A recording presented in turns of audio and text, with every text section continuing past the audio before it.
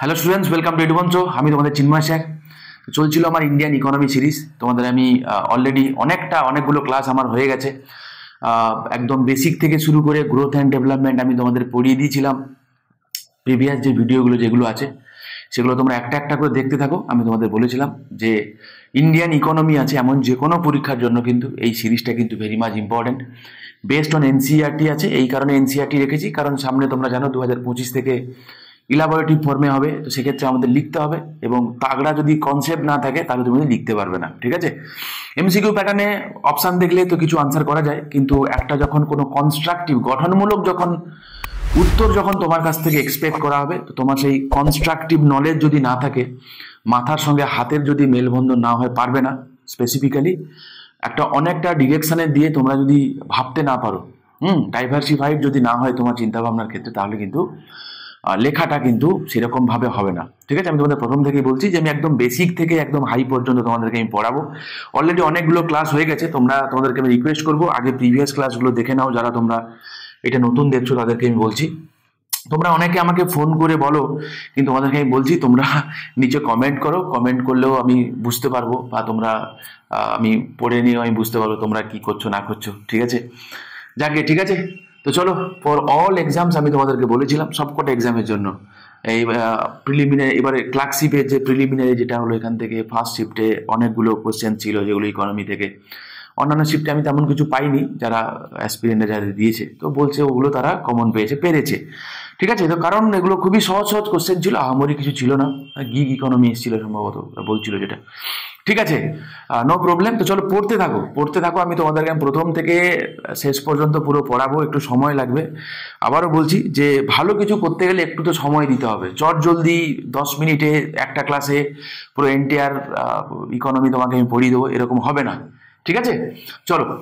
তো একদমই ইজি, ইংরেজিতে হয়তো আছে ঠিক কথা, কিন্তু আমি যে ভাষায় তোমাদেরকে বোঝাচ্ছি সেটা একদম সাদামাটা ভাষা, একদম বেসিক, যেগুলো তোমরা বোঝো, সারাদিন তোমরা যেগুলো নিয়ে ডিল করো। ঠিক আছে, সেইগুলো দিয়ে আমি চেষ্টা করছি। ওকে, এবং প্রত্যেকটা চ্যাপ্টারের শেষে এমসিকিউ থাকছে, তোমরা জানো। আজকে যেটা আমরা করব সেটা হচ্ছে ইকোনমিক প্ল্যানিং অ্যান্ড নীতি আয়োগ। খুব ইম্পর্টেন্ট একটা চ্যাপ্টার। এই চ্যাপ্টার থেকে ডাব্লিউবিসিএস এর প্রিলিমিনারিতে, ডাব্লিউবিসিএস এর মেইনসে, ঠিক আছে, এবং অন্যান্য যে কোনো পরীক্ষা থেকে এখানে কিন্তু কোশ্চেন্স আসে। এনটিপিসির কথা হয়ে গেল, এসএসসি জিডি সামনে আছে। আমি কোশ্চেন দেখেছি প্রিভিয়াস ইয়ারে, এই সমস্ত জায়গা থেকে ওরা এখনো পর্যন্ত কোশ্চেন করে। এবং ডাব্লিউবিসিএস এর কথা বলতে গেলে, ডাব্লিউবিসিএস এর মেন্সে প্ল্যানিং এবং নীতি আয়োগ থেকে প্রশ্ন থাকবে না, এটা কিন্তু হবে না, থাকবেই থাকবে। এবং সামনে যে আপকামিং যে ইলাবোরেটিভ ফর্ম যেটা হতে চলেছে 2025 মেন্স থেকে, সেখানকার সিলেবাসেও কিন্তু মেনশন করা আছে যে এটা থাকছে, আপনি থাকছেন স্যার। ঠিক আছে, তো এইটা আমাদেরকে ডিটেলসে স্টাডি করতে হবে। প্রত্যেকটা ধরে তোমাদেরকে আমি পড়িয়ে দিচ্ছি। ঠিক আছে, চলো আজকে আমরা কি পড়বো। দেখো, এই লেকচারটা কিন্তু অনেকটা বড় হবে, স্বাভাবিক, হয়তো 6-7টা ক্লাস আমার লাগতে পারে। অন অ্যান অ্যাভারেজ যদি আমি 40-45 মিনিটের একটা সেশন ধরি, অনেকটাই আছে আমাদের। ঠিক আছে, আজকে আমরা পড়বো what is economic planning, objectives of economic planning, what was the need for economic planning in India at the time of independence.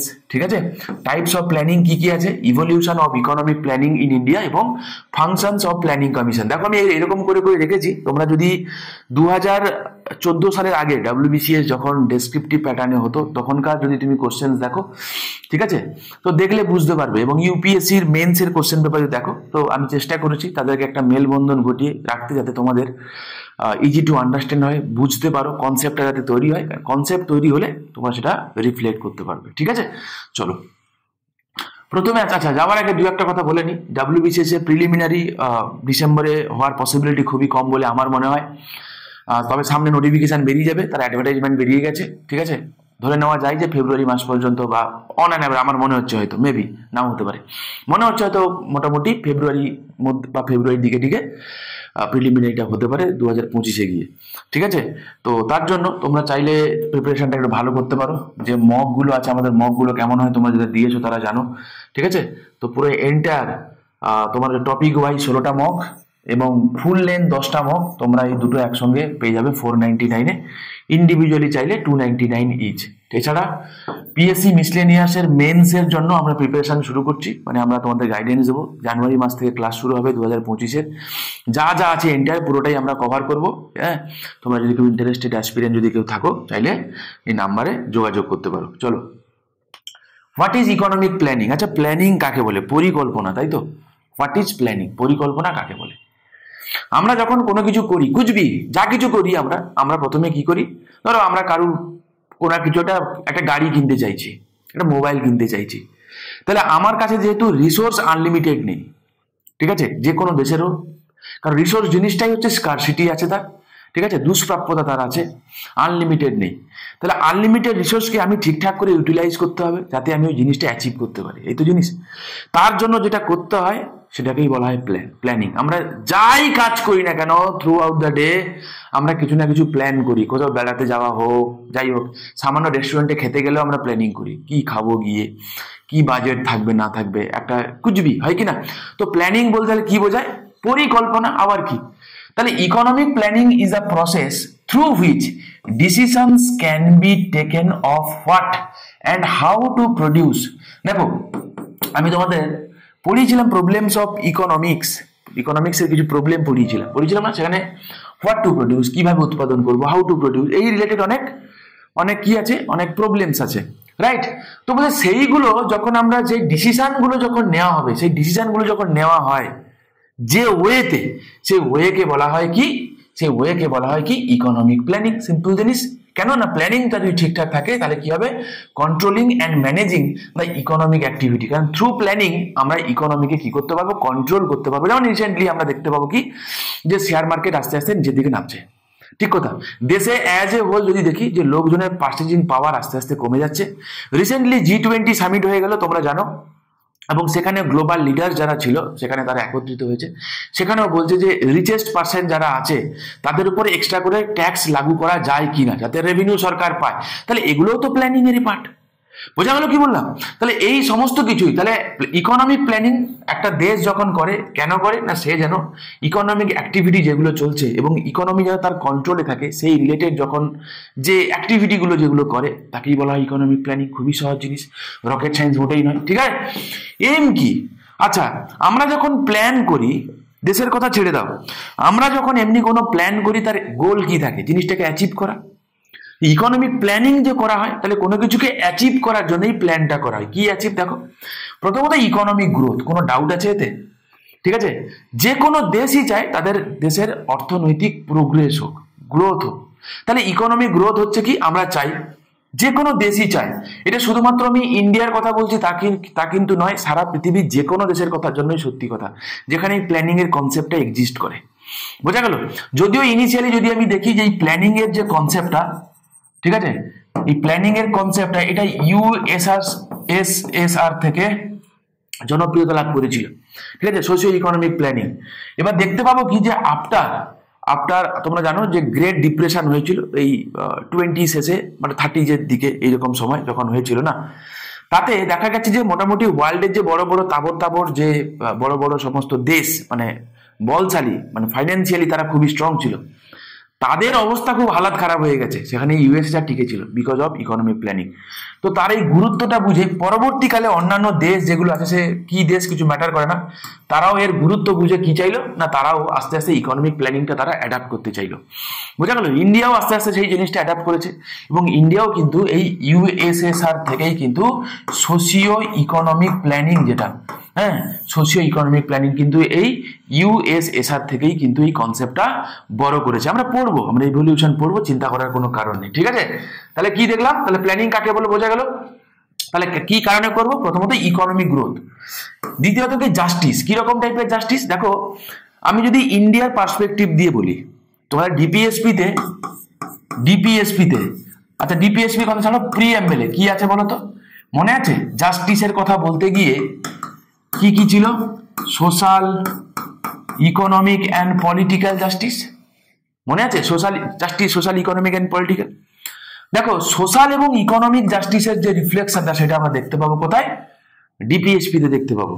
ঠিক আছে, তাহলে সোশিও ইকোনমিক জাস্টিসকে এনশিওর করার জন্য আমার প্ল্যানিং চাই, যাতে কি ইনইকুয়ালিটি অফ ইনকাম যাতে রিডিউস হয়, ঠিক আছে, ডিস্ট্রিবিউশন অফ মেটেরিয়াল রিসোর্স যাতে ঠিকঠাক করে হয়, অপরচুনিটি যাতে ঠিকঠাক করে দেওয়া যায়, ডিপিএসপি তে পড়বে কথাগুলো আছে। ঠিক আছে, তাহলে কি দেবো আমরা? Economic growth along with justice.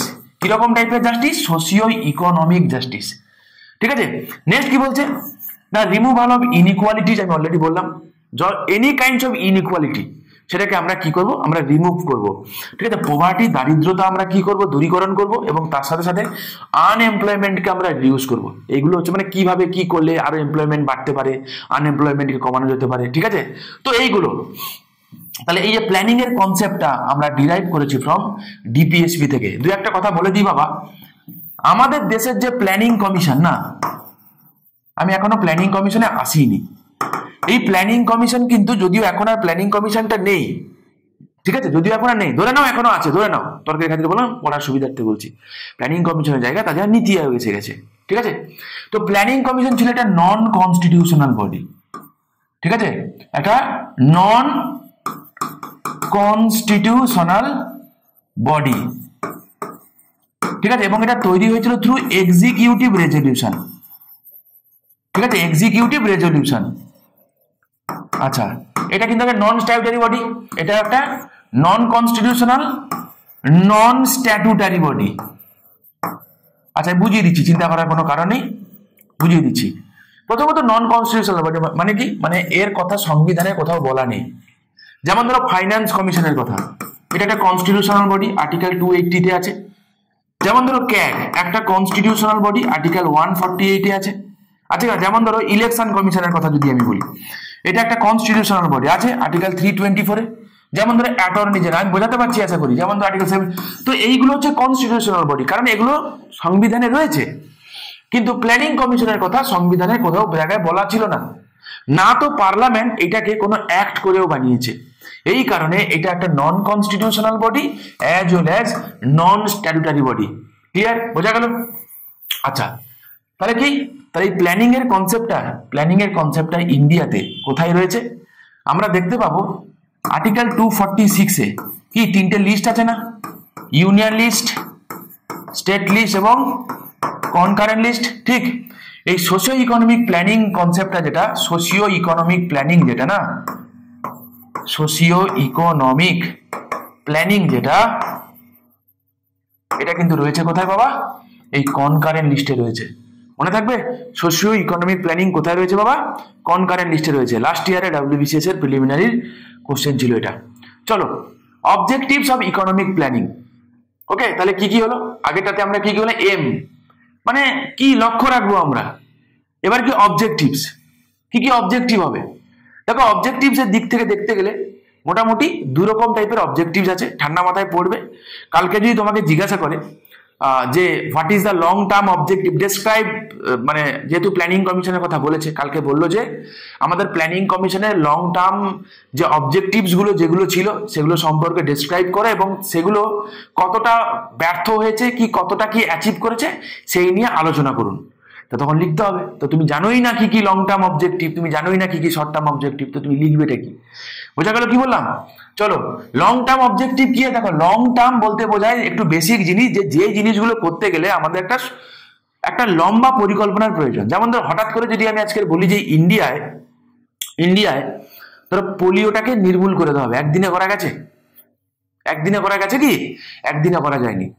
ঠিক আছে, বা আমি যদি আজকে বলি যে ইন্ডিয়াতে 100% লিটারেসি করবো, একদিনে সম্ভব কি? সম্ভব নয়। বোঝা গেল? তাহলে এমন কিছু জিনিস, যেই জিনিসগুলো রাতারাতি তো করা যায় না, বাট আস্তে আস্তে আস্তে আস্তে কাজ চালিয়ে গেলে একটা সময় পরে সেটা অ্যাচিভ করা সম্ভব। কিন্তু আজকে যদি আমি বলি যে ইন্ডিয়া গভর্নমেন্ট চাইছে কোনো একটা জায়গায় নতুন একটা কোনো প্রজেক্ট খুলবে, ঠিক আছে, তাতে তো সাপোজ নাও 1000 কোটি টাকা বিনিয়োগ করতে পারবে, এর জন্য লং টার্ম দরকার নেই, 1000 কোটি টাকা তো এফোর্ড করতেই পারে ইন্ডিয়া গভর্নমেন্ট, পারে কি না? বোঝা গেল কি বললাম? তাহলে কি কি লং টার্ম অবজেক্টিভ কি? প্রথমত হচ্ছে হাই ইকোনমিক গ্রোথ। ঠিক আছে, আমরা রিসেন্টলি বলছি যে 2030-2031 সালে গিয়ে আমরা হয়তো ওয়ার্ল্ডের 3rd লার্জেস্ট ইকোনমি হতে পারি। হবে কি হবে না পরের কথা, তাই না? তাহলে এই যে বলছি আমরা, তাহলে ইকোনমিক গ্রোথ যে আমরা চাই, এগুলো কিন্তু লং টার্ম, একদিনে তো হয় না। কাজ করে যেতে হবে, কারণ ইকোনমিক গ্রোথটা কিন্তু অনেক কিছু ফ্যাক্টরের সাকসেসফুল হলে তার ইম্প্যাক্ট স্বরূপ ইকোনমিক গ্রোথটা দেখা যায়। ওকে, আর কি চাইছি, সোশ্যাল জাস্টিস অ্যান্ড ইকোনমিক ইনইকুয়ালিটিকে আমরা কি করব, রিডিউস করব। যেমন ধরো রিসেন্টলি আজকের একটা নিউজ বলছে কি, যে আস্তে আস্তে ধনী দরিদ্রের যে বৈষম্যটা আমাদের ইন্ডিয়াতে প্রচন্ড লেভেলের বেড়ে গেছে। যা ছিল, একটা ছোট পরিসংখ্যান বলি, আনন্দবাজার পত্রিকাতে বেরিয়েছিল, তোমরা নিশ্চয়ই পড়ে থাকবে হয়তো। বলেছে যে আমাদের কলকাতাতে, বাইরের কথা ছেড়ে দাও, বাইরের চিত্রটা বিশেষ কিছু আলাদা নয়, বলছে কলকাতাতে যা ফ্ল্যাট বিক্রি হয়, যে ফ্ল্যাট আছে না বাড়ি, রিয়েল এস্টেট যেগুলো আছে, সেগুলো বলছে 40 লাখ টাকার কম দামের যে ফ্ল্যাটগুলো, সেইগুলোর বিক্রি 60% কমে গেছে। এবং যেই সমস্ত ফ্ল্যাটগুলো যেগুলো খুব অনেক দাম, কোটি টাকার উপরে ফ্ল্যাট যেগুলো, সেগুলোর বিক্রি বেড়ে গেছে উল্টে। তাহলে এখান থেকে কি প্রমাণ পাওয়া যায়? এখান থেকে এটাই পাওয়া যায় যে যার কাছে আছে, তো প্রচুর টাকা আছে, সে অ্যাফোর্ড করতে পারে এবং সেই সংখ্যাটা আগে থেকে বেড়ে গেছে। ঠিক আছে, যার নেই তো নেই। সংখ্যাটা আগের থেকে বেড়েছে কিনা বড় কথা, যে কনসেন্ট্রেশন অফ ওয়েলথের দিকে আমরা আস্তে আস্তে চলে যাচ্ছি, ইনইকুয়ালিটি অফ ইনকাম বাড়ছে, এগুলো হচ্ছে তার রিফ্লেকশন দেখতে পাচ্ছি আমরা। ঠিক আছে, সোশ্যাল জাস্টিস মানে কি? এই যে এখনো পর্যন্ত আমরা তো শুনি কাস্ট নিয়ে অনেক রকমের চলে, ভাগ বিতণ্ডা চলে নানান রকম জায়গা, ভারতবর্ষের বিভিন্ন জায়গা আছে, বিহার, উত্তরপ্রদেশ, মধ্যপ্রদেশ, রাজস্থান, এই পশ্চিমবঙ্গেরও কখনো আমরা অল্প বিস্তর আমরা শুনে থাকি। তাহলে এই জিনিসগুলো, এগুলো তো একটা সোশ্যাল এভিল, এই জিনিসগুলোকে এলিমিনেট করতে গেলে একটা লং টার্ম প্ল্যানিং ছাড়া কিন্তু সম্ভব না। ঠিক আছে, নেক্সট কি বলছে, economic self reliance. Self reliance মানে হচ্ছে আত্মনির্ভর। তোমরা জানো আমাদের আত্মনির্ভর ভারত একটা প্রজেক্টই আছে। তখন কথা বলছি, আমরা যখন স্বাধীন হয়েছিলাম না বাবা, যখন স্বাধীন হয়েছে তখনকার কনসেপ্টের কথা ভাবো, যেটা আমরা পড়ছি। তখন ইন্ডিয়া না তো ফুড উৎপাদনে এত সাফিসিয়েন্ট পরিমাণে ছিল, প্রচুর পরিমাণে আমাদের ফুড ইম্পোর্ট করতে হতো বাইরে থেকে। তাহলে একটা দেশ যেখানে খাদ্য উৎপাদনে সেলফ রিলায়েন্স নেই, আমরা তাই over the period of time আমরা সেলফ রিলায়েন্স হওয়ার চেষ্টা করেছি, পড়বো চাপের কোনো কারণে। তাহলে যখন আত্মনির্ভর হতে গেলে কি করতে হবে না, ইম্পোর্ট যদি আমি করি, ইম্পোর্ট মানে হচ্ছে যদি বাইরে থেকে যদি আমদানি করি, আমদানি করলে কি হবে, ক্যাপিটাল আমাদের দেশ থেকে বেরিয়ে যাবে। এর জন্য রকেট সায়েন্স বোঝার কোনো প্রয়োজন নেই, ঠিক কিনা? তাহলে আমাদের দেশ থেকে যদি ক্যাপিটাল বেরিয়ে যায়, তাহলে কি হবে, আমাদের দেশের ফাইন্যান্সিয়াল কন্ডিশন কি বেটার হবে? নিশ্চয়ই না। সবে সবে দেশটা স্বাধীন হয়েছে, তাই না? তাহলে দেশটা যখন স্বাধীন হয়েছে, তার ইকোনমিক পলিসি কি হবে, তার অ্যাপ্রোচ কি হবে, তখন সেই সময় ডিসিশন নিতে হতো। নিতে গিয়ে দেখছি যে আমাদের করার মতো একাধিক কিছু আছে। আমাদের কি লক্ষ্মী ভান্ডার ফাঁকা, ভাড়ায় টাকা পয়সা তেমন নেই, উল্টে আমাদের ফুড সাবসিডি দিতে, ফুড ইম্পোর্ট করতে প্রচুর টাকা বেরিয়ে যাচ্ছে। যেই টাকা আমরা অন্য কাজে দিলে আমরা কিন্তু অনেক ভালো জায়গায় যেতে পারতাম।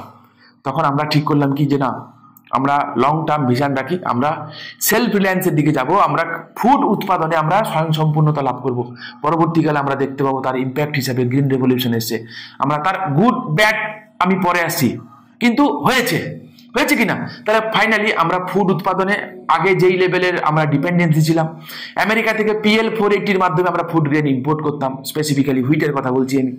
তো আস্তে আস্তে দেখা গেল কি, যে সবুজ বিপ্লব আসে যাওয়ার ফলে সেই জিনিসটা আমরা অনেকটা আগের থেকে অনেক বেটার হয়ে গেছি। এবং আগের থেকে এখন আমাদের কিন্তু ফুড মানে অ্যাজ এ যেগুলো আমরা কনজিউম করি, সেগুলোকে আমরা কমছি। রিসেন্ট ট্রেডিশনের কথা বলছে, রিসেন্টলি আমরা দেখতে পাবো কি, এই মাসে আমাদের প্রধানমন্ত্রী তিনি ডিক্লেয়ার করেছেন কি, যে অয়েল সিড যেগুলো হয় না, অয়েল সিড উৎপাদনে আমরা যাতে সেলফ রিলায়েন্স হই সেই দিকে ধ্যান দিচ্ছে। কেন না, অয়েল সিড আমরা দেখতে পাবো যে এডিবল অয়েল তার বেশিরভাগটা কিন্তু আমাদেরকে বাইরে থেকে ইম্পোর্ট করতে হয়। তাহলে এডিবল অয়েল যেটা আমরা কনজিউম করি তার বেশিরভাগটা যদি আমাদের ইম্পোর্টই করতে হয়, তাহলে সেক্ষেত্রে বুঝতে পারছো ইম্পোর্ট করা মানে আমাদের থেকে টাকা বেরিয়ে যাচ্ছে না, বোঝা গেল? তার টাকাকে যদি বেরোনো আটকাতে হয়, তাহলে আমাদের দেশে উৎপাদন বাড়াতে হবে, সিম্পল জিনিস। ঠিক আছে, তাহলে সেলফ রিলায়েন্স জিনিসটা কি আশা করি আমি বোঝাতে পেরেছি। বোঝা গেল? এইগুলো হচ্ছে কি তোমার লং টার্ম গ্রোথ। ওকে, লং টার্ম গ্রোথ আমি যেগুলো তোমাদেরকে বললাম, এই জিনিসগুলো কিন্তু তোমাদেরকে মনে রাখতে হবে। কারেন্ট অ্যাফেয়ার্স রেগুলার পড়াশোনা করো। কারেন্ট অ্যাফেয়ার্স না ভেবে আমি মনে করি নিজেকে মডিফাই করার জন্য রেগুলার কারেন্ট অ্যাফেয়ার্সটা পড়া উচিত। কারেন্ট অ্যাফেয়ার্স না, আবার বলছি, পেপারটা পড়ো, যে কোনো একটা পেপার রেগুলার পড়ো, ঠিক আছে? তাতে তোমার একটা আউটলুক তৈরি হবে, একটা তোমার থট প্রসেস তৈরি হবে, যেটা তোমার উত্তর লিখতে সাহায্য করবে। বোঝা গেল কি বললাম? কারোর নোট পড়ে দুম করে কিছু নামিয়ে দিয়ে আসবো করতে পারো, বিশেষ কিছু লাভ হবে না, কারণ নোট সবাই পড়ে বাবা, কিন্তু কে কিভাবে লিখছে, কিভাবে রিপ্রেজেন্ট করছে, সেটা তার ব্যক্তিগত ব্যাপার, ঠিক আছে? সেটা ম্যাটার করে। ওকে, আমার মনে হয় কারোর নোট না কপি পেস্ট করে না ঢুকে নিজের থট প্রসেসটাকে গ্রো করো, আশা করি খালি হাতে ফিরবে না। ঠিক আছে, যারা খালি হাতে ফিরে আছে তাদের এই একটা প্রবণতা থাকে, নোট কপচাবে। ঠিক আছে, দরকার নেই, নিজের থট প্রসেস পড়াশোনা করো, মেহনত করো, মেহনত করো, ভালো লাগবে। দেখবে একটা ইন্টারভিউ দিতে যখন তুমি যাবে না, তখন দেখবে কনফিডেন্স পাবে, কারণ তুমি পড়েছো, তুমি এই প্রসেসের মধ্যে ছিলে। আলাদা করে আর কিছু তোমাকে আর দেখতে হবে না। ঠিক আছে, বাকি কিছু ম্যানার্স কিছু অ্যাড করলেই হয়ে গেল, বাস, এতটাই সহজ। ঠিক আছে, শর্ট টার্ম অবজেক্টিভস কি চলছে দেখা যাক। প্রথমত agricultural development, okay, industrial development, modernisation of banking system, eradication of poverty, removal of inequality, employment generation, women empowerment, universal health care facility, modernisation এবং ইনফ্রাস্ট্রাকচারাল ডেভেলপমেন্ট। তো এইগুলো হচ্ছে কি আমার শর্ট টার্ম, যেগুলো খুব চট জলদি অ্যাচিভ করা যায় সেগুলো। যেমন ধর হঠাৎ করে আমার মনে হলো যে একটা রাস্তা, একটা হাইওয়ে আছে 2 লেনের আছে, তাকে 4 লেন করবো, তাই জন্য বিরাট কিছু ভাবার প্রয়োজন নেই। ঠিক আছে, বা একটা কোনো এগ্রিকালচারের ক্ষেত্রে আমি একটা ইরিগেশনের একটা স্কিম নেব, বিরাট কিছু ভাবার কোনো প্রয়োজন নেই, বোঝা গেল? তাই যেই জিনিসগুলো খুব দ্রুত অ্যাচিভ করা সম্ভব সেগুলো শর্ট টার্ম গোল। ঠিক আছে, যেগুলো করতে গেলে একটা লম্বা পিরিয়ড লাগে। ঠিক আছে, মানে এই জিনিসগুলো যখন ইম্প্যাক্ট পড়বে না, যখন এগ্রিকালচার ডেভেলপমেন্ট যদি হয়, ইন্ডাস্ট্রিয়াল ডেভেলপমেন্ট যদি হয়, মডার্নাইজেশন অফ ব্যাংকিং যদি হয়, পোভার্টি যদি ইরাডিকেট করে, ইনইকুয়ালিটি যদি কমে, দেখো তো এগুলো হয় কিনা, হাই গ্রোথ রেট হবে কি হবে না? হবে তো। সোশ্যাল ইকোনমিক ইনইকুয়ালিটি কমবে কি কমবে না? কমবে তো। ঠিক আছে, আমরা যদি উৎপাদন যদি প্রচুর পরিমাণে করি, ইকোনমিক সেলফ রিলায়েন্স হবে। শুধুমাত্র উৎপাদন মানে এনি কাইন্ড অফ উৎপাদন, সেলফ রিলায়েন্স মানে শুধুমাত্র এগ্রিকালচারে তোমাকে বলেছিলাম, সেটা মেডিসিন হতে পারে, যে কোনো সেক্টরের ক্ষেত্রে বলছে। সামান্য টয় যে ছয় না, সেটার জন্য আমরা চাইনার উপর ডিপেন্ডেবল থাকি, বোঝা গেল? এই যে তোমরা বাড়িতে মশা মারা র্যাকেট আছে আশা করি, ইন্ডিয়াতে উৎপাদন হয় না, চাইনা থেকে ইম্পোর্ট করাতে হয়। ঠিক আছে, তো সেলফ সাফিসিয়েন্সি বলতে বলা হচ্ছে কি যে মানে মেড ইন ইন্ডিয়া হোক, ঠিক আছে, উইদিন ইন্ডিয়া প্রোডাকশন হোক, তাতে কি হবে, তাতে আমাদের দেশ থেকে অন্ততপক্ষে বেরিয়ে যাবে। ইম্পোর্টেড করার জন্য যে কস্টটা, সেটা তো আমার অন্ততপক্ষে কমাতে পারবো, ঠিক না? তা আই হোপ তোমাদেরকে আমি বোঝাতে পেরেছি লং টার্ম অবজেক্টিভ এবং শর্ট টার্ম অবজেক্টিভ গুলো কি কি সেইগুলো। ঠিক আছে, আচ্ছা নেক্সট চলো, what was the need for economic planning in India at the time of independence? ঠিক আছে, দ্য মোস্ট ইম্পর্টেন্ট কথা, কেন দরকার পড়েছিল ছোট করে বলে দিই। আমি আবারও তোমাদেরকে বলছি, যখন আমরা সবে স্বাধীন হয়েছি তখনকার পরিস্থিতি ভাবো। ঠিক আছে, যে আমরা সবে স্বাধীন হয়েছি তখন রাজবাড়া প্রিন্সলি স্টেটগুলো ছিল, সেগুলোকে আমরা হাতে পেয়েছি। স্টেটগুলোকে রিঅর্গানাইজ কিভাবে হবে, কি ব্যাপার, কোনো কিছু তখন তো প্ল্যান হয়নি বাবা। কি হবে, আমাদের দেশের এত পপুলেশন খাওয়াতেও হবে, তো কি করা যায়? তো আমরা তখন ঠিক করেছিলাম ল্যান্ড রিফর্ম করা হোক। ল্যান্ড রিফর্ম তখন ইমপ্লিমেন্ট করা যায়নি, যাইতো নি। তাহলে আমাদের তখন এমন একটা অ্যাপ্রোচ নিতে হতো যেন আমাদের এই দেশের ইকোনমিক পলিসি এমনভাবে নেওয়া হবে যেন দেশটা সার্ভাইভ করতে পারে। সবে স্বাধীন হয়েছে, বারবার বলছি। ঠিক আছে, তাহলে poor economic condition at the time of independence, ঠিক কথা, আমাদের কন্ডিশন খুব বাজে ছিল। একে তো ড্রেন অফ ওয়েলথ হয়ে গেছে, আমরা জানি, দাদাভাই নরজি বলেছিলেন। ঠিক আছে, ফাইনালি যখন তারা ছেড়ে দিয়ে গেছিল, ভারতবর্ষের কন্ডিশন খুব একটা ভালো ছিল এমনটাও নয়, নাম্বার 1। তাহলে এই যে ল্যাক অফ রিসোর্স ছিল, তো প্ল্যানিংটা আমরা কখনই করি ল্যাক অফ রিসোর্স আছে বলেই না, আমাদের তখন প্ল্যান করতে হচ্ছে কিভাবে ইউটিলাইজ করা যায়, এই লোকগুলোকে খাওয়াতে হবে। যদি কারুর কাছে, ধরো মুকেশ আম্বানির কাছে, হ্যাঁ, তার হঠাৎ করে ধরে নাও তার একটা ফোন জলে পড়ে গেছে, তাকে কি প্ল্যানিং করতে হয়? পড়ে গেছে ওরকম তিনি আরো কয়েক হাজার ফোন কিনে নিতে পারবে চুটকিতে, তাকে প্ল্যান করতে হয় না। কিন্তু ধরে নাও কেউ একজন কার হয়তো খুব কষ্ট করে, হ্যাঁ, শুধুমাত্র হয়তো ইউটিউবে ক্লাস করবে বলে, হ্যাঁ, বা হয়তো অনলাইনে ক্লাস করবে বলে সে একটা খুব কষ্ট করে ইএমআইতে একটা মোবাইল কিনেছে, তার মোবাইল হারিয়ে গেল। নতুন যদি একটা মোবাইল কিনতে তাকে তো প্ল্যানিং করতে হবে না বাবা। তো ডিপেন্ড করে, স্কারসিটি থাকলেই প্ল্যানিং করতে হবে, প্ল্যানিং করতে হয়, এবং রিসোর্সের স্কারসিটি রয়েছে, এই জন্যই প্ল্যানিং এর প্রয়োজন। Clear? Lack of significant private sector in the economy, sorry. এবার যখন আমরা ইন্ডিপেন্ডেন্স হই, সেই সময়কার কথা ভাবো যে উৎপাদন, প্রোডাকশন এবং ডিস্ট্রিবিউশন সিস্টেম কি হবে তখন আমাদের দেশ, তখন মানে আমাদের দেশে তখন যারা ইকোনমিক পলিসি তখন নেওয়া হচ্ছে, তখন তারা বলে যে না, আমরা প্রাইভেট সেক্টরের থেকে আমরা পাবলিক সেক্টরের উপরে আমরা ধ্যান দেবো, এবং বরাবরই তাই করেছে। তোমরা জানো, আফটার 1991 সেই প্রসেসটা চেঞ্জেস হয়ে গেছে। এটাও পরীক্ষায় দেয়। তাহলে 1947, আমি স্পেসিফিক্যালি বলি 1950 থেকে 1991, এই যে ফেজটা আমরা তখন কিন্তু দেখতে পাবো কি, যে পাবলিক সেক্টরের যে ডমিনেশনটা সেটা বেশি ছিল, ঠিক কিনা? এবারে যেখানে পাবলিক সেক্টরে তোমরা জানো যে কি হয়, যে তাদের উৎপাদন এবং ডিস্ট্রিবিউশন রিলেটেড কি চলে না চলে, সেখানে ল্যাক থাকে, ল্যাথার্জি থাকে, নানান রকমের অবস্টাকল সেখানে থাকে। যেই লেভেলে গ্রোথ হওয়ার প্রয়োজন সেই লেভেলে পাওয়া যায় না, ঠিক আছে। তাই ল্যাক অফ, তাহলে সেখানে প্রাইভেট সেক্টর থাকলে কি হতো না, প্রাইভেট সেক্টর থাকলে যেটা হয় কি, যেটা কম্পিটিশন থাকে, কম্পিটিশন কি করে না গ্রোথকে হেল্প করে। ওকে, কম্পিটিশন মানে কি করে, গ্রোথকে হেল্প করবে। কম্পিটিশন যেখানে আছে সেখানে চাইবে লোকে আরো বেটার সার্ভিস প্রোভাইড করতে, তো ফাইনালি তখন কি হবে না ইকোনমিক গ্রোথে এমনি হেল্প হবে।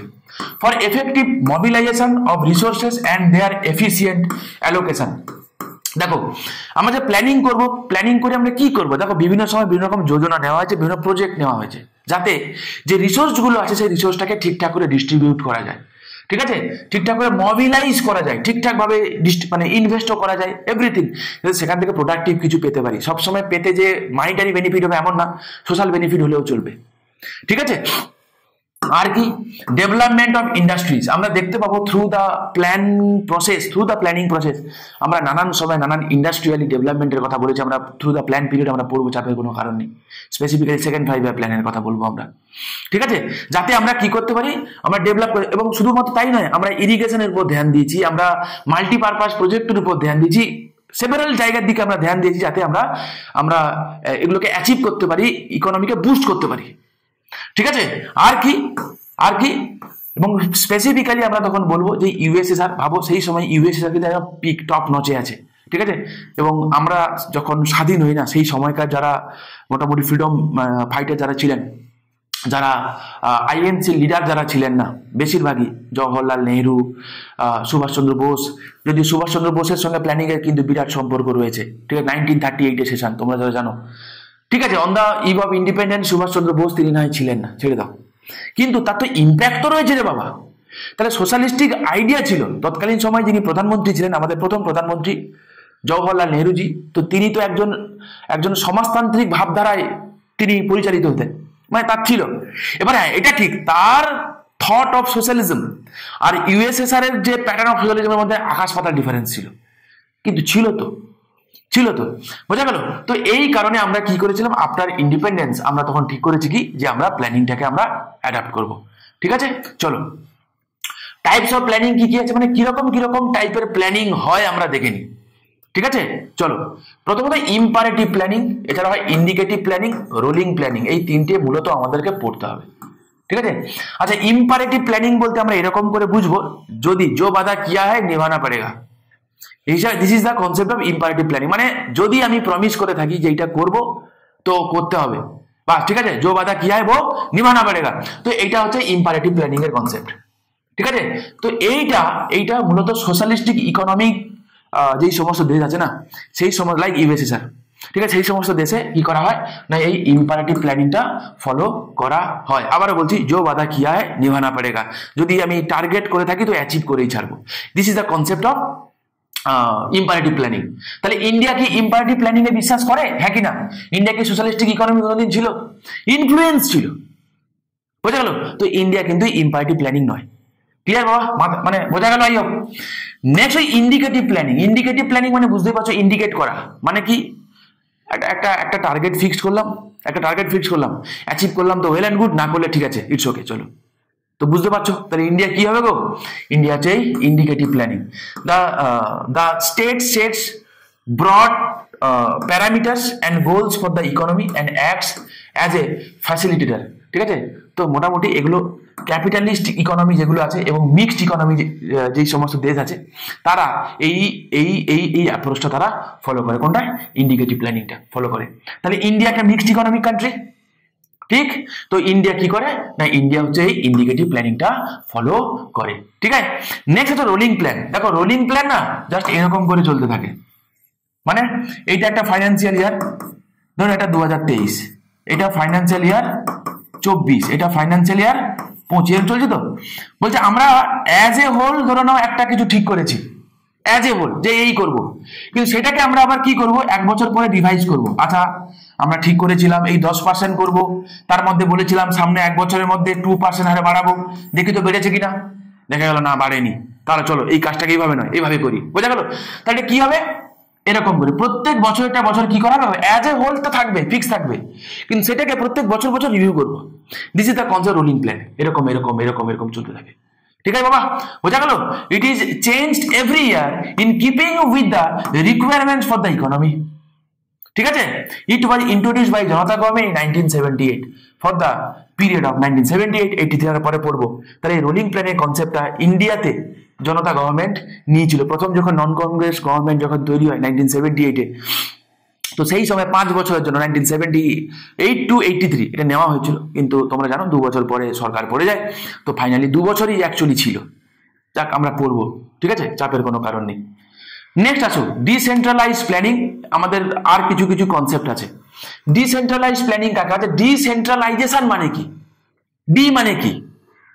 বি, তাই তো, সেন্ট্রালাইজ মানে কেন্দ্রীকরণ, তাহলে ডিসেন্ট্রালাইজ মানে বিকেন্দ্রীকরণ। মানে বিষয়টা হচ্ছে এই কেন্দ্র থেকে এরকম করে যাবে, রাদার দেন এটা মানে কিন্তু কি বাইরে থেকে ক্ষমতা নিয়ে নিচ্ছে, একেন্দ্রীকরণ, ভালো জিনিস না।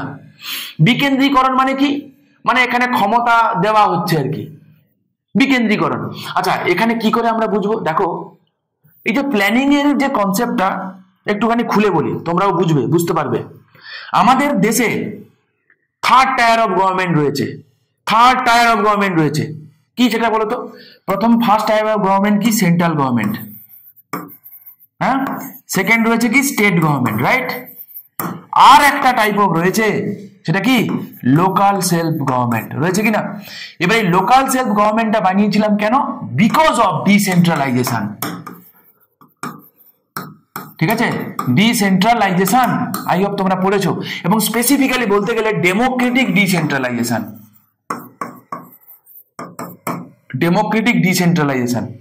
ঠিক আছে। কারু হয়তো মনে হতে পারে যে স্যার ইকোনমির সঙ্গে পলিটির কি সম্পর্ক? পলিটি ইকোনমি একে অপরের পরিপূরক, কাউকে ছাড়া কাউকে করা যায় না, ঠিক আছে। আর চলো সবই কাজে লাগে, এগুলো জানতে গেলে এগুলো পড়তে হবে, না হলে পিছিয়ে পড়তে হবে, এই যা, ঠিক আছে। তাহলে আমরা কি করলাম? তাহলে এই যে অ্যাপ্রোচটা কি করলাম না, the operation is from bottom to top approach. মানে কি? মানে সব থেকে আমরা যাকে ধ্যান দেবো সেটা হচ্ছে লোকাল সেলফ, একদম তৃণমূল স্তরের লোককে দেবো। তার উপরে আছে স্টেট, তার উপরে আছে সেন্টার, একদম মানে উল্টোটা, ওপর থেকে নিচের দিকে কনসেপ্ট কিন্তু না, বরং বটম টু টপ অ্যাপ্রোচ, ঠিক আছে। নিচ থেকে একদম তৃণমূল স্তরের লোককে, একদম প্রাইমারি প্রকারের তৃণমূল স্তরের লোকে যাতে উন্নয়ন হয়, বটম টু টপ অ্যাপ্রোচ। মনে থাকবে, ছোট ছোট জিনিস মাথায় রেখো, এইগুলো ছোট ছোট জিনিস দেখতে লাগে, পরীক্ষা এলে কিন্তু না খুব মুশকিল হয়ে যাবে। তাহলে এটা হচ্ছে বটম টু টপ অ্যাপ্রোচ, একটা, ঠিক আছে। কি না, ensure the active people participation. দেখো আমি যেই না বললাম, যতক্ষণ দেখো ধরে নাও পঞ্চায়েত বা লোকাল সেলফ গভর্নমেন্ট নেই, তাহলে ভাবো তো সাধারণ মানুষের পার্টিসিপেশন আছে? কল্পনা করো, লোকাল সেলফ গভর্নমেন্ট আছে বলেই কিন্তু গ্রাম সভা আছেই বলে সাধারণ মানুষ তাদের যে নর্মাল যে ডিসিশন, তাদের যা প্রয়োজন, সেখানে তারা পার্টিসিপেট করতে পারে। ডিস্ট্রিক্ট লেভেল প্ল্যানিংও হয়, ডিস্ট্রিক্ট প্ল্যানিং কমিশন আছে, ডিস্ট্রিক্ট লেভেল প্ল্যানিং হয়, আছে কিনা? সাধারণ মানুষ সেখানে পার্টিসিপেট করতে পারে। সাধারণ মানুষ একদম যেখানে এই যে বললাম আমি যে গ্রাম সভা যে মিটিং আছে, সেখানে সাধারণ মানুষ পার্টিসিপেট করে কিনা? তাহলে একজন তৃণমূল স্তরের লোক, একজন সাধারণ মানুষ, সে যখন দেখছে যে আচ্ছা আমিও ডিসিশন মেকিং এর পার্ট হতে পারি, এটা একটা ডেমোক্রেসির জন্য এটা একটা কিন্তু খুব ভালো দিক, ঠিক আছে। কি হয় না হয় ছেড়ে দাও, ক্রিটিসিজম ছেড়ে দাও, কিন্তু আমি সেন্সটা বলছি কি সেন্স এটা করা হয়েছিল, ঠিক আছে, বোঝা গেল? Sorry. Panchayati Raj system played a crucial role in the decentralisation planning process. তাহলে একদমই সত্যি কথা, আমি এই কথাটাই তোমাদেরকে এতক্ষণ ধরে বললাম। তাহলে কালকে যদি তোমাকে কনসিডার দ্য ফলোইং স্টেটমেন্ট বলে যদি একটা কিছু দেয়, না পারার মতো কিছু নেই, পারবে, কুছ ভি দিয়ে দে, পারবে কি পারবে না? নেক্সট যদি তোমাকে এটাও বলে যে টাইপস অফ প্ল্যানিং যদি বলে, তো এগুলো লিখবে, তার সাথে সাথে এগুলো লিখবে, না লেখার কোনো কারণ নেই, লিখবে, জানো তো, চাপ নেই কোনো, ঠিক আছে। নেক্সট হচ্ছে প্ল্যান হলিডে বলতে হলিডে মানে কি? ছুটি। আজ আমাদের ছুটি রে ভাই, আজ আমাদের ছুটি, ঠিক, ছুটি। ধরুন একটা প্ল্যানিং চলছিল, কিন্তু কোনো কারণে আর প্ল্যানিংটা কন্টিনিউ করা গেল না, জেনারেলি কোনো নেগেটিভ কারণেই হবে, পজিটিভ কোনো কারণ না, পড়বো আমরা। তখন বলা হলো চলো এই 2 বছর আমরা ছুটি নিলাম, আর রেগুলার করলাম না, বাৎসরিক কিছু প্ল্যান করে চালিয়ে দিচ্ছি, বোঝা গেল? তখন আমরা সেগুলোকে বলবো কি না প্ল্যান হলিডে, ঠিক আছে। Government is unable to make any financial commitments for more than 1 year, ঠিক আছে। তো তখন আমরা কি করব? তখন আমরা দেখবো কি প্ল্যান হলিডে বলবো, আমরা পড়বো, ঠিক আছে। নেক্সট, তাহলে এই অবধি নিশ্চয়ই কারোর কোনো প্রবলেম হয়নি। যদি তোমাদের কারোর কোনো প্রবলেম থেকে থাকে, যদি সমস্যা হয়, আশা করি থাকার কথা না, আমি চেষ্টা করছি যতটা ইজিলি সম্ভব তোমাদের বুঝিয়ে দিতে, তাহলে তোমরা আমাকে কমেন্ট করে জানিও যদি তোমরা দেখে থাকো। তো চলো নেক্সট হচ্ছে evolution of economic planning in India. হঠাৎ করে কি হয়েছে, মানে 1950 সালের 15ই মার্চ প্ল্যানিং কমিশন নেওয়া হয়েছিল। হঠাৎ করেই কি নেওয়া হয়েছিল? উত্তর হচ্ছে না। কেননা দেখো, তোমরা দেখতে পাবে যে জওহরলাল নেহরু এবং নেতাজি সুভাষচন্দ্র বোস, আইএনসির যে উইং ছিল তার মধ্যে যে লেফটিস্ট উইং, বামপন্থী ভাবাদর্শপন্ন যে কজন ছিল তাদের মধ্যে অন্যতম ছিলেন এরা। এবং তখন ইউএসএসআর কিন্তু একটা খুব ভালো জায়গায় আছে, ওয়ার্ল্ড স্তরে একটা মডেল স্থাপন করছে সমস্ত দিক থেকে। যে ইউএসএসআর একসময় পিছিয়ে ছিল, তারা ইন্ডাস্ট্রির দিক থেকে অনেক গ্রো করেছে, হ্যাঁ, তারা এখন এগ্রিকালচারের দিক থেকে অনেক গ্রো করেছে, সমস্ত দিক থেকে তারা প্রসপারিটি করছে সমস্ত দিক থেকে। তো সেটা আকৃষ্ট করেছিল কাকে? জওহরলাল নেহরু এবং নেতাজি সুভাষচন্দ্র বোসজিকে, ঠিক আছে, এদেরকে। তো তাই আমরা দেখতে পাবো কি যে জোসেফ স্ট্যালিন নিয়েছিল না প্ল্যানিং ইন ইন্ডিয়া যে based on Russian model, initiated by Joseph Stalin. M বিশ্বেশ্বরাইয়া, শুরুয়াত বলি, এম বিশ্বেশ্বরাইয়া তোমরা জানো, হ্যাঁ, তাকে বলা হয় ফাদার অফ ইন্ডিয়ান প্ল্যানিং বলা হয়, ঠিক আছে। তাহলে ফাদার অফ ইন্ডিয়ান প্ল্যানিং কাকে বলা হয়? এম বিশ্বেশ্বরাইয়া। তো তিনি একটা বই লিখেছিলেন 1934 সালে, যার নাম হচ্ছে প্ল্যান্ড ইকোনমি ফর ইন্ডিয়া। আর এইগুলো না, এগুলো তো স্ট্যাটিক জিকে, এগুলো তোমরা জানো, এগুলো তোমরা ডেফিনেটলি তোমরা জানো এগুলো, তবে একবার রিভাইজ করিয়ে দিচ্ছি, ঠিক আছে। বা যারা জানো না তাদেরকে বলছি, প্ল্যান্ড ইকোনমি ফর ইন্ডিয়া বলে একটা বই লিখেছিল কবে? 1934 সালে, কে? এম বিশ্বেশ্বরাইয়া, ঠিক আছে। তারপরে দেখতে পাবো কি 1938 সালে একটা ঘটনা ঘটে। কি ঘটে বলতো না, 1938 সালে আইএনসি তখন একটা আইএনসির অ্যানুয়াল সেশন হচ্ছে, ঠিক আছে। কোথায় হচ্ছিল বলতো? হরিপুরা সেশনে, ঠিক আছে। এরপরে ত্রিপুরি সেশন তোমরা জানো 1939 হয়েছিল। তো এই হরিপুরা সেশনে প্রিসাইড করেছিল কে? নেতাজি সুভাষচন্দ্র বোস, ঠিক আছে। এবং সেখানে দেখতে পাবো কি ফর্মড আ ন্যাশনাল প্ল্যানিং কমিটি, ঠিক আছে। তাহলে কি আইএনসির এই সেশনে 1938 হরিপুরা সেশনে কি নেওয়া হয়েছিল? ন্যাশনাল প্ল্যানিং কমিটি নেওয়া হয়েছিল, ঠিক আছে। এবং যেখানে জওহরলাল নেহরুকে তার চেয়ারম্যান করা হয়েছিল। খুব ইম্পর্টেন্ট, জওহরলাল নেহরুকে তার চেয়ারম্যান করা হয়েছিল। ইত্তেফাক বলো আর যাই বলো, প্ল্যানিং কমিশন যখন তৈরি হয় না, প্ল্যানিং কমিশনের চেয়ারম্যান কি হয় জানো? প্ল্যানিং কমিশনের চেয়ারম্যান হয় প্রাইম মিনিস্টার, এবং সেটা এক্স অফিসিও, ঠিক আছে। এটা এক্স অফিসিও। এবং আফটার প্ল্যানিং কমিশন যখন মানে তৈরি হলো, তারও প্রথম চেয়ারম্যান কে ছিল? তো বলো, প্রথম প্রাইম মিনিস্টার ছিল জওহরলাল নেহরু, ঠিক না? আমাদের তাই দেখতে পাবো কি যে প্ল্যানিং কমিশনেরও প্রথম চেয়ারম্যান ছিলেন কে? জওহরলাল নেহরুজি, ঠিক আছে, মনে থাকবে।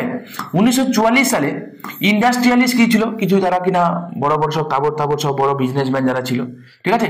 তো তারা বম্বে প্ল্যান নিয়েছিল, বা সেটা ফেল হয়ে গেছিল, ইমপ্লিমেন্ট করা যায়নি।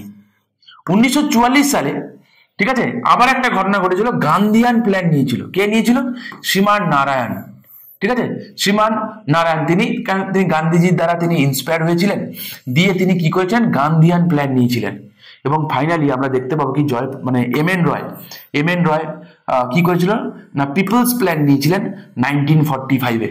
এবং তারও পরে আমরা দেখতে পাবো, 1950 সালে জানুয়ারি মাসে জয়প্রকাশ নারায়ণ একটা বই পাবলিশ করেছিল, ঠিক আছে। তার নাম ছিল, একটা বই বলবো না, একটা কি বলবো, একটা তিনি কি চান সেই প্ল্যান রিলেটেড একটা গাইডলাইন টাইপের একটা আউটলেট তিনি দিয়েছিলেন, যার নাম তিনি দিয়েছিলেন কি? সর্বোদয়া প্ল্যান।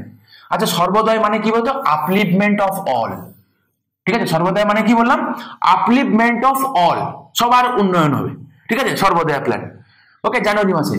এবং ওই বছরই 1950 সালে জানুয়ারি গেল, তো 1950 সালের 15ই মার্চ, ঠিক আছে, 15ই মার্চ কি করা হলো? It was constituted in the form of an advisory and specialised institution by a resolution of government as an extra constitutional and non statutory body. বোঝা গেল? এটা advisory body, extra constitutional body, non statutory body হিসেবে finally তৈরি হয়েছিল কবে? 15ই March 1950 সালে। মনে থাকবে বাবা, মনে থাকবে। প্রত্যেকটা কথা ভেরি মাচ ইম্পর্টেন্ট। পরীক্ষায় কখনো কখনো শুধু ঘটনাগুলো তুলে দিয়ে বলে যে ক্রোনোলজিক্যালি সাজাও, ঠিক আছে? তাও যদি না হয়, যদি কখনো এমনি তোমাকে ডেসক্রিপটিভে যদি লিখতে দেয় যে আমাদের প্ল্যানিং এর ইভলিউশন কিভাবে হয়েছে সেটা বর্ণনা করুন, 10 নম্বরে লিখতে দিল 150 ওয়ার্ডে, তাহলে এগুলো তোমাকে লিখে আসতে হবে। ঠিক আছে? বাই দা ওয়ে, আমি তোমাদের কিন্তু এগুলো তোমরা ফান্ডা গ্রুপে তোমরা চোখ রাখো, আমি কিন্তু রেগুলার তোমাদের পলিটি এবং ইকোনমি কেমন কি কোশ্চেন আসতে পারে, কেমন করে তোমরা প্রিপেয়ার হবে না হবে সেই রিলেটেড স্যাম্পল আনসার কিন্তু আমি তোমাদের দিচ্ছি। চোখ রাখো, এই রিলেটেড কোনো কোয়ারি থাকলে জানতে চাও। 2025 সালে কিন্তু তোমরা জানো আশা করি, আর ভয় পাওয়ার কোনো কারণ নেই, আমি তোমাদের আগেও বলেছি ভয় পাওয়ার কোনো কারণ নেই। ভয় না পেয়ে ঠান্ডা মাথায় বিন্দাস পড়াশোনা করে যাও, যেমন আমরা তোমাদেরকে গাইড করছি, জেনুইনলি চেষ্টা করছি। তোমাদের যদি মনে হয় যে এখানে কোনো রকম কিছু মানে ঠিকঠাক হচ্ছে না বা কিছু, মতামত তোমরা অবশ্যই জানিও। ঠিক আছে? চলো, এবারে কি হয়েছে, এই যে প্ল্যানিং কমিশনের কাজ কি? প্ল্যানিং কমিশনের কাজ হচ্ছে কি, যে কি কি হবে না হবে তার একটা গাইডলাইন দেওয়া। ঠিক আছে? কিন্তু তাকে অ্যাপ্রুভাল দেবে কে? ঠিক আছে? অ্যাপ্রুভাল কে দেবে? সেই অ্যাপ্রুভাল দেওয়ার জন্য একটা বডি বানানো হয়, যার নাম হয় ন্যাশনাল ডেভেলপমেন্ট কাউন্সিল, বা হচ্ছে NDC. Okay, national development council তৈরি করা হয়েছিল 6 August 1952 by executive order, like planning commission. ঠিক আছে? মনে থাকবে সব কটা খুব ইম্পর্টেন্ট। কবে তৈরি হয়েছিল? ডেট টাইম বলে 6 অগাস্ট 1952 ন্যাশনাল ডেভেলপমেন্ট কাউন্সিল তৈরি হয়েছিল। এবং প্রাইম মিনিস্টার হচ্ছে x officio chairman of both, মানে প্ল্যানিং কমিশন এবং ন্যাশনাল ডেভেলপমেন্ট কাউন্সিল দুটোরই এক্স অফিসিও চেয়ারম্যান কে হন? Prime minister. এখন ন্যাশনাল ডেভেলপমেন্ট কাউন্সিলও নেই, প্ল্যানিং কমিশনও নেই, আছে কি? নীতি আয়োগ আছে। ঠিক আছে? এবং নীতি আয়োগের এক্স অফিসিও চেয়ারম্যান কে হন? বাই ডিফল্ট প্রাইম মিনিস্টারই হন। ঠিক আছে? চলো, functions of planning commission. Planning কমিশনের কাজ কি? ঠিক আছে? প্ল্যানিং কমিশনের কাজ কি কি আমরা একটুখানি দেখি। প্রথমত কি? Assessment of resource of the country, total the resource যেগুলো আছে অ্যাসেসমেন্ট করা, কি আছে না আছে সেগুলো দেখা। দ্বিতীয়ত কি? এফেক্টিভ ইউজ অফ রিসোর্স, তাহলে কি আছে না আছে দেখে নিলাম, ঠিকঠাক কিভাবে ইউটিলাইজ করব সেটা তাকে গাইডলাইন দেবে। Determination of priorities and allocation of resources for the plans. ধরো একজন ব্যক্তির খিদে পেয়েছে, হাঙ্গার বা হাংরি, নাম্বার 1। নাম্বার 2, তার ক্লথ চাই, হ্যাঁ তার ক্লথ চাই। নাম্বার 3, তিনি একটা মোবাইল চায়। তো এই তিনটি আছে, তাকে বলা হলো তুমি যে কোনো একটা শখ ফুলফিল করতে পারবে, বলো তোমার কি চাই। তো বলো, খিদে পেয়েছে, ভয়ঙ্কর লেভেলের খিদে পেয়েছে, তাহলে খিদে যদি পায় মোবাইল নিয়ে তুমি কি করবে? না খেতে এমনি মরে যাবে, কি করবে বলো? ক্লথ যা আছে ওই দিয়ে কাজ চালিয়ে নিচ্ছে, বলো আমাকে খেতে দাও। বোঝা গেল আশা করি? তাহলে according to time, according to situation, আমার যা আছে সেই অনুযায়ী আমার তো চাই অনেক কিছু, কিন্তু প্রায়োরিটি কি সেটাকে আমরা ফোকাস করতে হবে, ঠিক কি না? তাহলে প্ল্যানিং কমিশন কি করে? অ্যাকর্ডিং টু প্রায়োরিটি সে কি করে? রিসোর্সকে অ্যালোকেট করে, আর ফাইনালি প্ল্যানকে ইমপ্লিমেন্টেশন করে। ঠিক আছে? আচ্ছা, ইমপ্লিমেন্টেশন করার জন্য যদিও তার একটা অন্য বডি রয়েছে যে দেখভাল করে বেসিক্যালি, ঠিক আছে, পরে পড়বো, চাপ নেই। আর কি? Periodical appraisal of the progress of the plan, finally যে প্ল্যান যা করা হয়েছে না হয়েছে, হলো কতটা কি হলো না হলো, তার অ্যাচিভমেন্ট কি হলো না হলো, ড্রব্যাক কি চলছে না চলছে, সেগুলোকে দেখভাল করা। ঠিক আছে? নেক্সট আছে functions of National development Council. এনডিসির কাজ কি? To evaluate the implementation of national planning from time to time. এই যে বলেছিলাম না আমি, যে ইমপ্লিমেন্টেশন অফ দ্য প্ল্যানস। ঠিক আছে? ও তো অ্যাডভাইস দিয়ে দিল, কিন্তু ফাইনাল ইমপ্লিমেন্টেশনটা করে কিন্তু এই ন্যাশনাল ডেভেলপমেন্ট কাউন্সিল। পরীক্ষা এটা কিন্তু আসে। ঠিক আছে? চলো নেক্সট কি বলছে? To examine the social and economic policies that influence the economic development. Simple জিনিস, তাহলে কি করবে না, ও পরীক্ষা করে দেখবে যে সোশ্যাল ইকোনমিক পলিসি কি কি আছে যেগুলো আমাদের ইকোনমিক ডেভেলপমেন্টের ক্ষেত্রে লাগতে পারে, ভালো হতে পারে। ঠিক আছে? সেগুলো দেখবে। to give suggestion in order to achieve the determined goal in national plan. Simple জিনিস, লাইক প্ল্যানিং কমিশনের মতো এরও মোটামুটি নিয়ার অ্যাবাউট একই রকম টাইপের কাজ আছে। Achieve maximum cooperation of the people and improve administrative efficiency. তো বুঝতে পারছো, লোকজনে যাতে কোঅপারেশন হতে পাওয়া যায়, অ্যাডমিনিস্ট্রেটিভ এফিসিয়েন্সি যাতে আগের থেকে বাড়ে। তাই না? একটা কাজ দিয়েছি আজকে, তো দেখা গেলো 20 বছর 22 বছর হয়ে গেছে, এখনো হচ্ছে না, তো এরকম করতে মানা করেছে। To study the plan prepared by the planning commission and after mutual decisions give it final shape. ঠিক আছে? তো প্ল্যান তো দেয় প্ল্যানিং কমিশন, সেটা তো অ্যাডভাইজারি নেচার, কিন্তু ফাইনাল অ্যাপ্রুভালটা দেয় কে? এই ন্যাশনাল ডেভেলপমেন্ট কাউন্সিল। ঠিক আছে? তো আজকের মোটামুটি এই পর্যন্ত রইল। নেক্সট দিন আমরা এরপরে যে প্ল্যানিং গুলো যেগুলো আছে প্রত্যেকটা প্ল্যান ধরে ধরে আমরা আলোচনা করব। ঠিক আছে? এটা আমাদের চলতে থাকবে। এবং সবার শেষে প্রিভিয়াস ইয়ারে যত কোশ্চেন আছে আমি তোমাদের সলভ করাবো। ঠিক আছে, যদি ভালো লেগে থাকে তোমরা চাইলে চ্যানেলটাকে সাবস্ক্রাইব করতে পারো, লাইক করতে পারো, বেশি বেশি করে কমেন্ট করো। ঠিক আছে, আর তোমাদের যদি কোনো কিছু জানার থাকে তো তোমরা অবশ্যই সেগুলো আমাকে জানাও। ভালো থেকো, দেখা হচ্ছে নেক্সট ভিডিওতে।